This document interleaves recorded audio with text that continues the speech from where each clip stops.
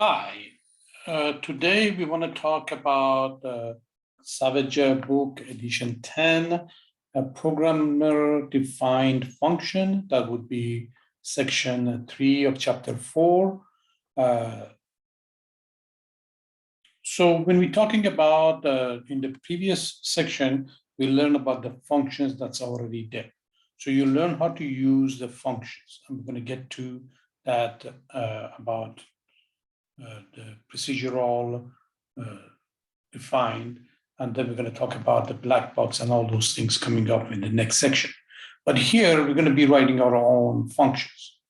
So when we want to write our own functions, we're going to start with two components of the function. One is going to be the function declaration, and the other one is function definition. So function declaration is basically a signature of the function. So long time ago, we were writing the function's definition on top of the program because the program had to know what the function is before the compilation. So compiler, if it didn't know what's happening with the function call, then it wouldn't compile and complain about it.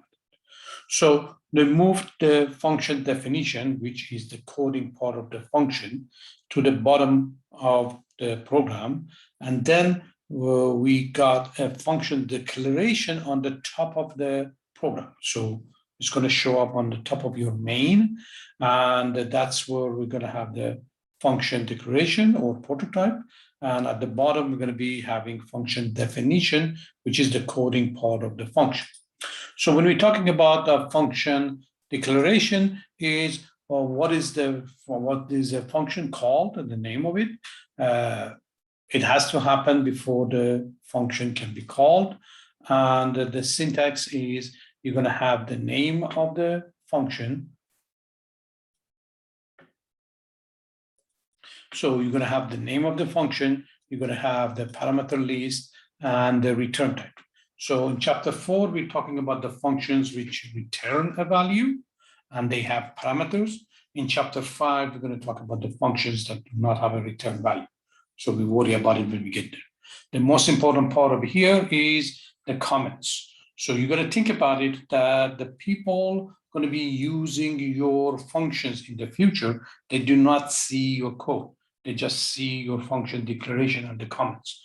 So your comments is going to be a way of telling developer if this function is what they are looking for and how does it work. So just like when we were using regular program, we were talking about what's coming into our program, what is going out of program, and what is this program doing.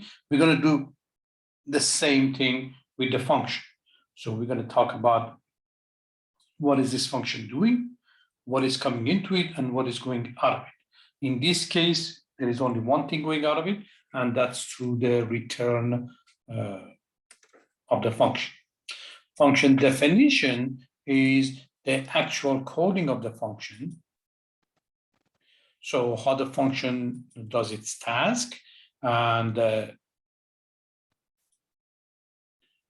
that would be the syntax. You would have the name of the function and the return type and the parameter list. Basically, is going to be almost exact same thing as your function declaration. Function declaration has a semicolon and it's going to be on top of your program. The function definition does not have a semicolon and it's going to be at the bottom of your program. And of course, the code is going to go here. All right, so that's the way we're going to create functions.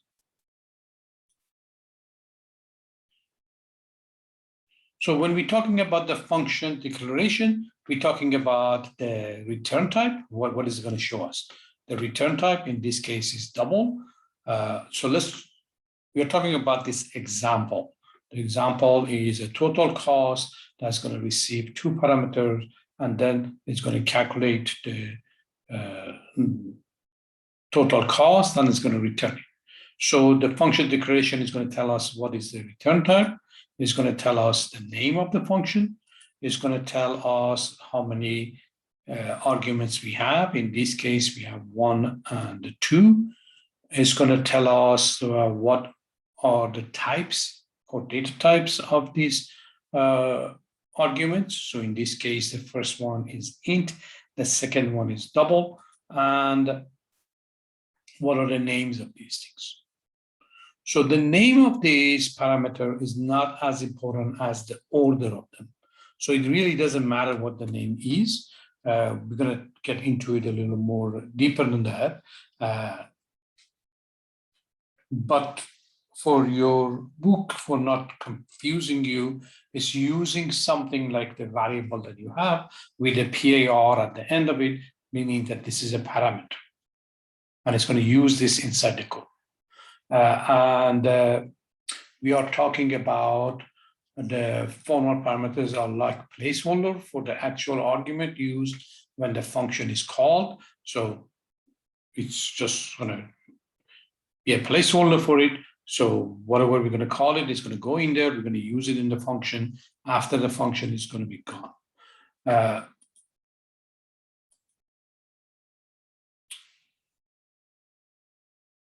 So you can call it anything you want. As far as it's a valid identifier, we can use it. Again, the most important part of our function declaration is the comment. So first thing first, we're going to say, what is this function is going to do? And then there's two ways of doing it. My way is what's coming into this function, what is going out of this function. Your book is going to be talking about what's going to happen before the function call, what's going to happen after the function call. Either one is fine. So for me, it would be, we would receive a number and a price. And of course, we're talking about computing the total cost, including 5% of tax. And then my output or the return value is going to be the total cost.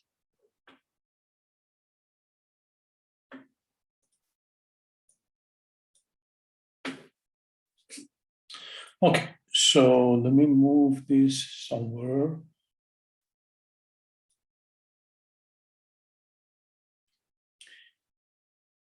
So for the function definition, we're going to have almost the same thing on the top. I am a lazy typist, so I would copy this on the top or the one on the top here. Be sure that the declaration has a semicolon at the end. This one doesn't have a semicolon, but they can be identical. Then we're going to have our code over here. But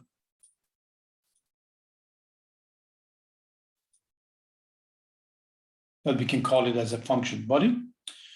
We're going to talk about the constant variables. So when we get to the local variables, we're going to understand about the function. Whatever you declare inside the function is going to be created here, and it's going to go away after you close this function when it gets to the end of it.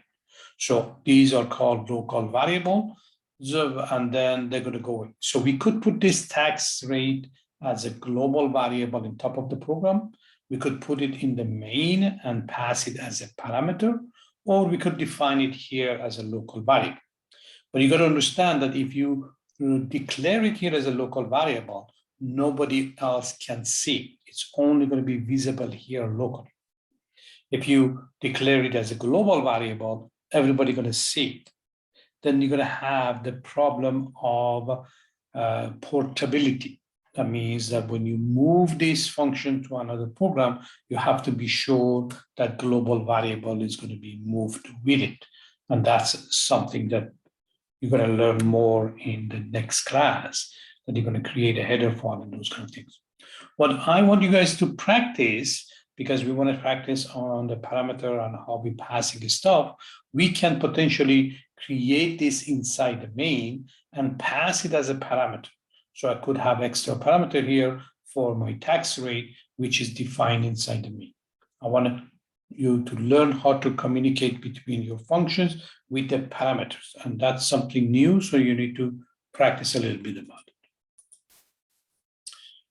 Okay, let me clear this out.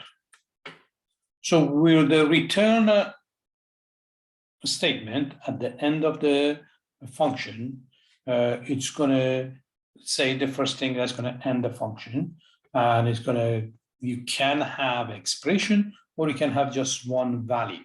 So we can have a return expression or we can have just a value. So I could have return subtotal plus subtotal times tax rate, or I can just say return subtotal. So I could have a subtotal calculated and return it. So the key here is when you have this return, it's going to end that function. If you pay attention, you have been actually working with a function. Your main is just a function. So when you have been writing a program, your main is a function. At the end, it has a return 0.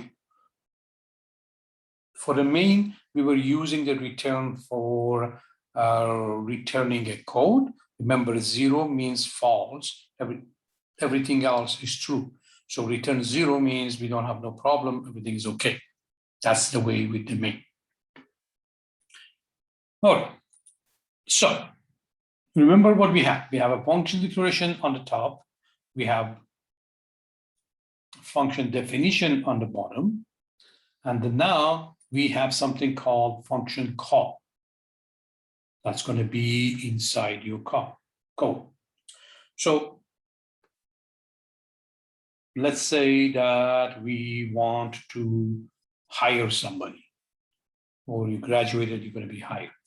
So there is a job title that's going to say, what is this job about?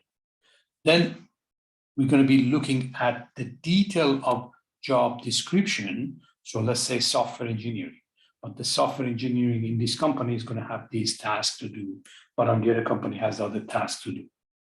Now that we hire you, then you are going to be performing those tasks for our company. So I'm going to call on you to do some tasks. So we can have the declaration, we can have the definition, but till we don't call it, then nothing's going to happen. It's just sitting over there. So we have to call it to use it. So when we are doing the function call, this is inside the code, we're going to use the name of the function. We're going to pass as many parameters that we had, but these two are variables that I have in my main. We can call functions inside another function, but I'm just talking about the main for now, so you don't confuse it. It does not have to have the same name as your parameter in your function. It can be anything. So I'm going to take my number, I'm going to pass it here. I'm going to take my price, I'm going to pass it here. And then the total cost is going to be calculated, and then it's going to return a value. So this total cost is going to be replaced with its value, return value. So this whole thing from here to here is going to be removed, and it's going to be replaced with the value, the return value. So in this case, it will be total cost. And because I have that one, I can use it in expression. I can assign it to something else. We can do anything we want. But because it is a return value function, I have to have something to get that value. Because after this line, this total cost is going to be gone. It's not there anymore.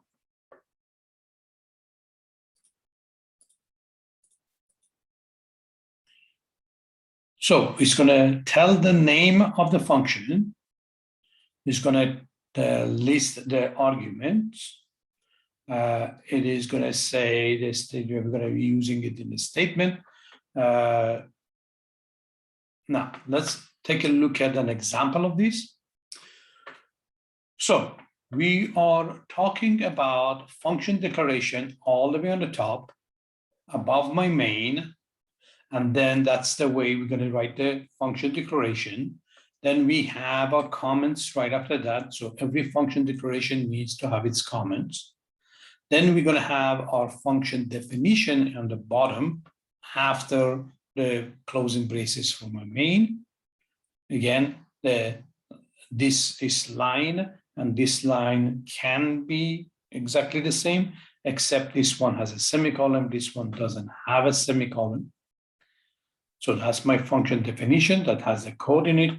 In 3A, you learn that you're going to be separating these things. So technically, what you're going to be thinking about moving forward is the people who are going to be using your function not necessarily going to know what the code is. You have done that in the previous section. So if you use a square root or POW, then you don't know what the code is in there. You just know how to use it. And that's the key with the comments and the header declaration. So we have idea how to use it, but we don't know what the code is. And then when we have a definition and we have declaration, then we're going to have a function call. So the number and the price are coming from my local variable in my main. We're going to call this function and pass these two in. When it gets to the definition, it's going to use whatever I had, and inside here is going to use it for these two parameters. So let's say my number is 10, my price is 20.50, so that 10 and 20.50 is going to be here. So from this point on, my number par becomes 10, but my price par becomes 20.50, and I'm going to use those inside here. So I have a price par and number par that I'm going to be using inside here. After I'm done with this, when I come back here, all these local variables are going to go away, including number par and price par. And then my bill is going to have the return value that I had over here. So it's going to calculate this and it's going to return it. It's going to replace this whole thing with the return value. And now we can assign it to another variable or do something about it.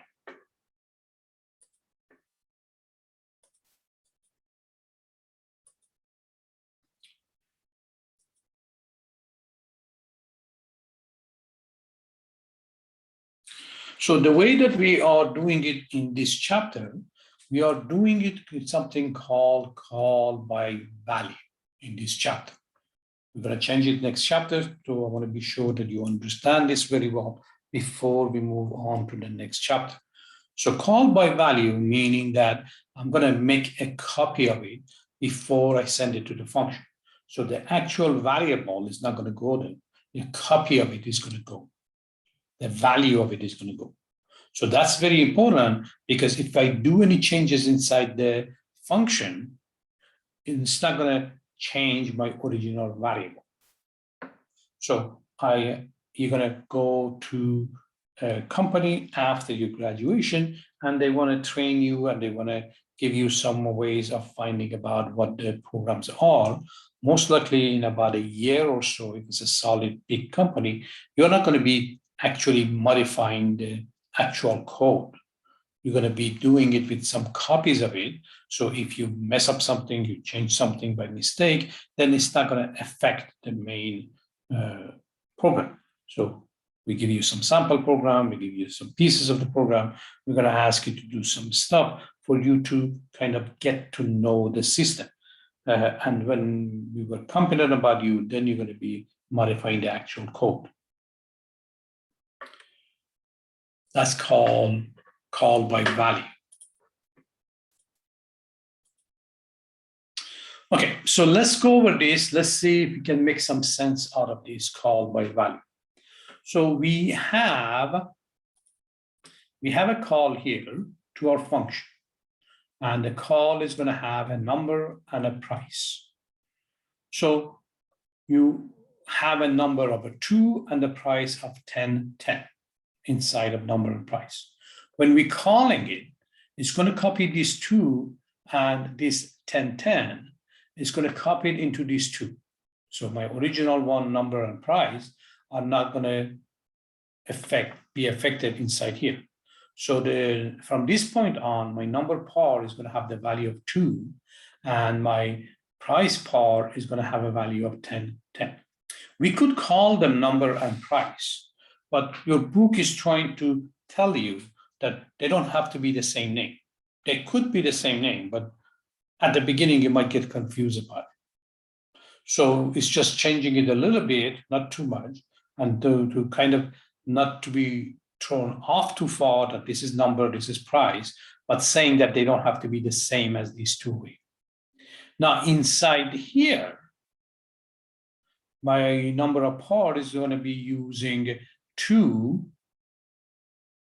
and then my number of price is going to be 1010.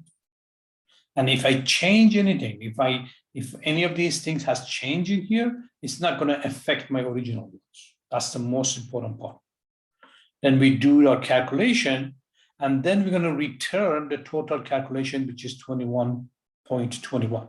So when we hit the return, all the closing braces is going to come back here to this point, and then what's going to happen is it's going to replace this whole thing.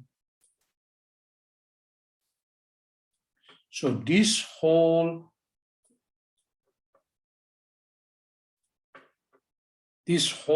function call is going to be replaced with 21.21.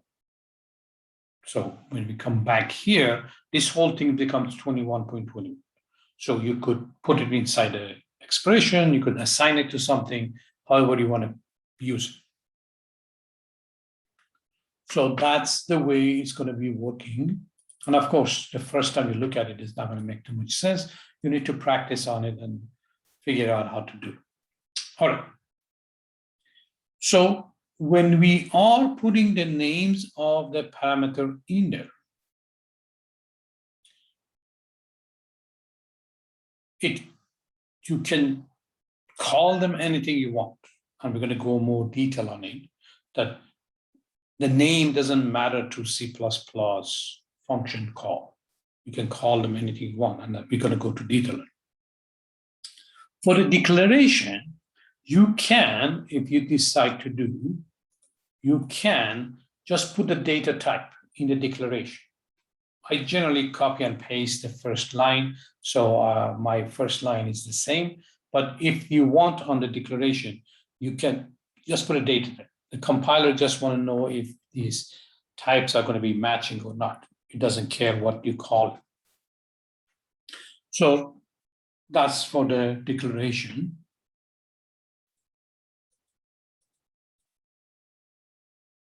Okay, now, as I said, these names can be anything that I want. So there is a possibility that somebody might put it backward. So if I am putting the receive instead of minute score in this case, and I put the minute score in the receive, the compiler is not going to look at it like that. It's going to look at the first one, and it's going to look at the second. So when it's going to be calculating it, it's going to pick up the first one with the value that I put in there, and the second one with the value that I put. It doesn't care if they have the same name or not. So let's look at this example. Let me clear this. Okay, so in here, we have the need to pass and the score over here.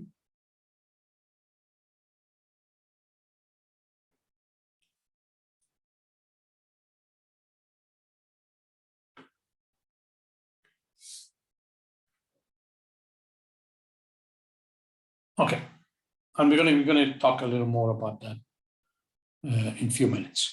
So whatever variable you use in C++, anywhere you all have to declare it before you use it. The most common mistake that the early programmers do, they think that if they declare it in the main, it's feasible in the function. That is not true.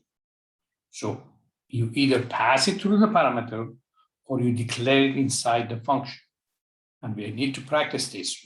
I don't want you to do global variables. Constant is a little different. We can talk about it a little more, but your local variables for the main, either has to pass, the only way you can see it in your function is you pass it through the parameter. If you create the same variable name inside your function, that's not the same as you have in the main or other functions. That's the whole idea of having local variable, because if I have a total in this function and I have a total in another function, they are not the same. It's just like two people having the same name. Same thing if I have a total in the main and I have a total in a function, they are not the same.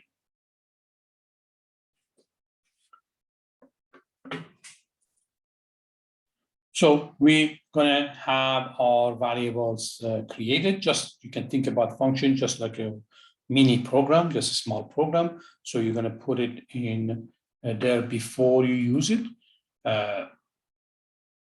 We wanna put the definition on the bottom. That's the way we're gonna be using in the class. So be sure that your definition is not on the top. All right. And you have seen this, and you guys were thinking about this for some of the problems that you did. So you have something, let's say you were trying to verify your day of the week, and there was too many things that you were checking, and you put that in your while loop, it's going to look very ugly. So you can create a function that's going to return a Boolean. Remember, Boolean can be true or false. So in here is call it appropriate. I can call it is valid for my day of the week. Inside day of the week, I can do all my checks, if statements and all those things. And then I can just call it in my while loop. That way I don't have to put all of those things in there. So example here is we are checking to see if the rate is greater than or equal 10, at the same time is going to be less than 20, or rate is 0. So instead of making this as part of validation, we can create a function. Generally, we don't create a function for one line of code, but in situation like this, we would create a function and then we can check it for this. And it's going to return a Boolean. Now, I can do a if appropriate rare is a valid whatever we're doing, or we can put it a while loop. It's much easier to follow, much easier to understand, and you don't have to see all of these things.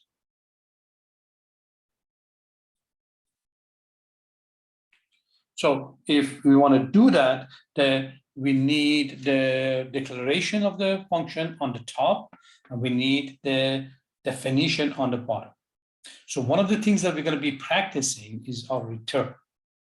So we could write this one down as if this return true, else return false. That would be the same as this. So it's going to validate this. If this is true, it's going to return true. If it's false, it's going to return false. Again, I could write down if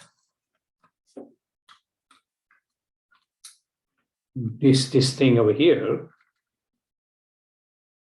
is true, then I could return true, else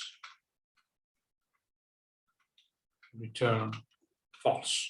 So this is the same as this line of code. So again, something that you need to think about it and basically sink in for you.